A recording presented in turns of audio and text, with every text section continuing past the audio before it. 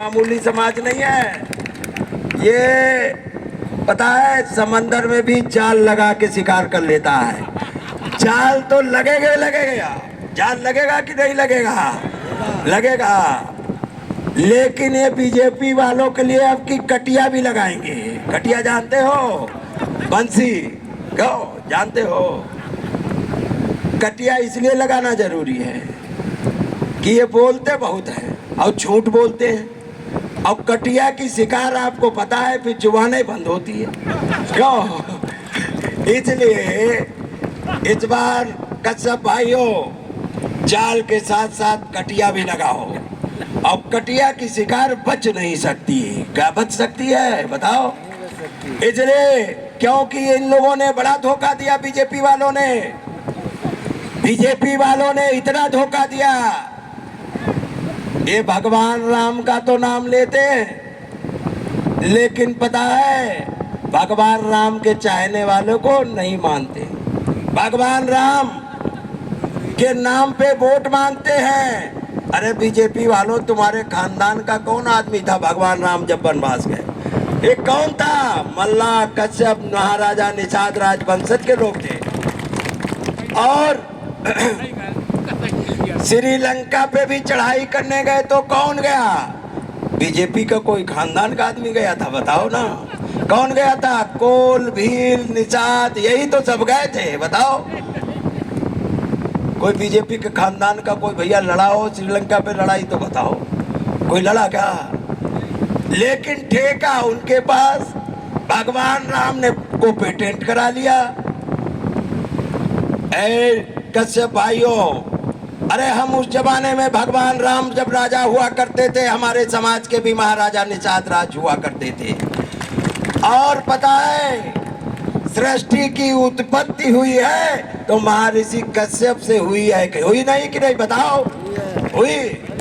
अब जितने सांसद जी जिसका गोत्र नहीं मिलता है, जिसका गोत्र नहीं मिलता उसका गोत्र कश्यप है।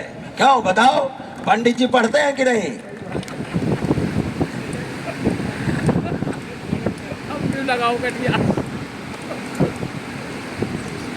तो इसलिए पता है जिसका कोई गोत्र नहीं उसका कश्यप गोत्र। क्यों है कि नहीं? बताओ, पंडित जी पढ़ते हैं। तो इसलिए बड़ा ऐतिहासिक है ये समाज। मैं आप लोगों से अपील करने आया हूं कि इस बार हमारे सांसद जी ये देखिए कतई सैनिक की तरह तैयार है। क्यों बताओ? बिल्कुल फिट फाट।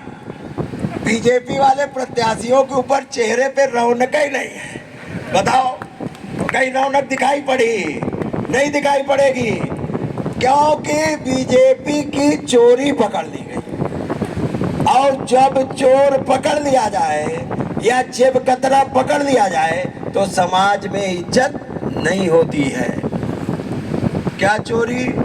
ये बड़ा ईमानदारी का अमला ओढ़े थे और कहते थे हम भ्रष्टाचार से लड़ेंगे। लेकिन माननीय सर्वोच्च न्यायालय का मैं धन्यवाद देता हूं, उन्होंने इनकी चोरी पकड़ ली और कहा चंदा जिससे लिया है वो सार्वजनिक करो। नहीं कर रहे थे। सुप्रीम कोर्ट ने सख्त लहजे में अब कहते हुए और चंदा इनका सार्वजनिक हुआ तो पता लगा ये तो पाकिस्तान से भी चंदा लिए। ये कहते थे गाय की बात करते थे तो इन्होंने गाय काटने वाले स्लॉटर हाउस से भी पैसा लिया है। ये बात करते थे मानवता और इंसानियत की, तो जो कोरोना काल में वैक्सीन फेल हो गई थी, जिसका सैंपल फेल हो गया था उसका भी चंदा लेके सैंपल पास करके सबके ठुकवाने का काम किया जबरदस्ती। अरे इतने इंसानियत के दुश्मन। इसलिए ये बेईमान है। ये तो भगवान राम के चंदे को भी नहीं छोड़े, जमीन को भी नहीं छोड़े, भ्रष्टाचार में चढ़ गई। ये बीजेपी ऐसा कोई सगा नहीं जिसको बीजेपी ने ठगा नहीं।